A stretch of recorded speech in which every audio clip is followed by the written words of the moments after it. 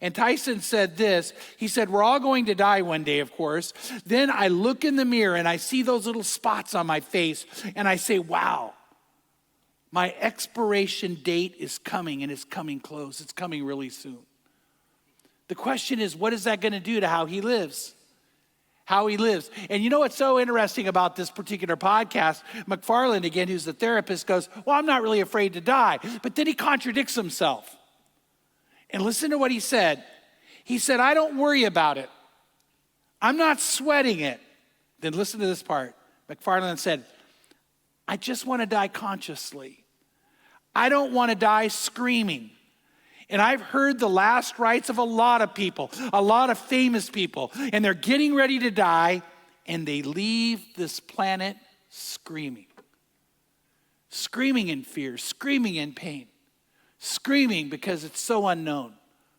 As believers in Jesus Christ, our faith frees us from that kind of fear. It frees us from that kind of intrepidation that so many people feel. And it's so interesting to me that in that podcast, McFarland starts out like, oh, it's no big deal. But then when he has to think about it,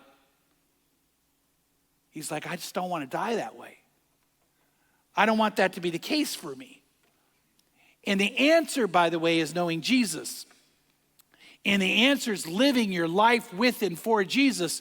Then you have no fear of death. Why? Because you've really lived. You've really lived. And your life isn't going to be filled with regrets. Your life is not going to be filled with failure and shame. Because Jesus frees us from all of that. And when he does, he frees us from death. James, who was the brother of Jesus, actually wrote these words. He said, come now, you who say today or tomorrow, we will go to such and such a city and spend a year there and engage in business and make a profit. Now he's saying, come on, think about this. You're making all these plans. You're saying about all these places you want to go. You're talking about making more money. He said, I want you to think about this. He goes, come now, if that's who you are. He says, yet you do not know what your life will be like tomorrow. See, none of us do. None of us know what tomorrow holds. And by the way, we don't want to really live in fear, but you just got to know that today is today, and you're not always promised tomorrow. Let me say that again. You're not promised tomorrow. You're not promised tomorrow. He said, you're just a vapor that appears for a little while and then vanishes away. Instead, you ought to say, if the Lord wills, we will live and also do this or do that. And he goes on to say, but as it is, you boast in your arrogance, and all such boasting is evil. Now, what he's saying in that moment is this. James said, when you don't think about the fact that you're going to pass away, you don't think about the fact that you've got to face God one day, and you're not living your life saying, if the Lord wills, he said, every single aspect of who you are is evil. Which is so interesting to think about. And he goes on to say this, therefore, to the one who knows the right thing to do and does not do it, to him it is sin. Sin is not just doing the wrong thing.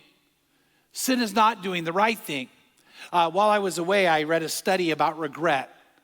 And it was interesting and not maybe surprising, but interesting that the number one thing they found people regret is what they didn't do, not what they did.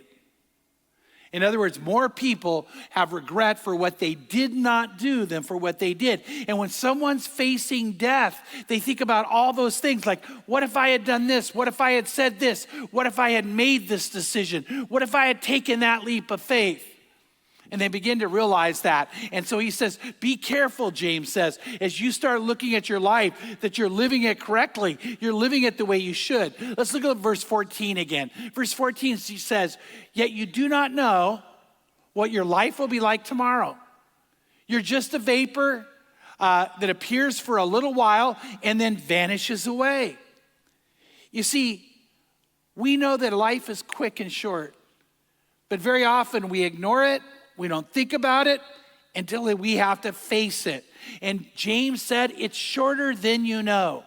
You're a breath, you're a vapor that just passes away. And so what we need to understand is it does go quickly. It does go quickly. Life is short, and we need to be aware that it's temporary. In Psalm 39, it says these words, I said, I will guard my ways that I may not sin with my tongue. I will guard my mouth as with a muzzle. while the wicked are in my presence.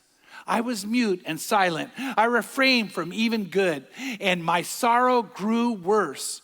My heart was hot within me, and while I was musing, the fire burned. And then I spoke with my tongue. And here's what he said. Lord, make me to know my end. And what is the extent of my days? Lord, let me know how transient I am. Think about how transient I am. And then it says, behold, you have made my days as a handbreadth, and my lifetime is nothing in your sight.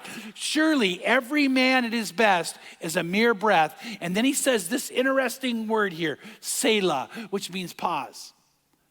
It means pause. Pause and think about that. Pause and take time to understand that your life is actually going to go quicker than you can imagine. And we need to be aware of it.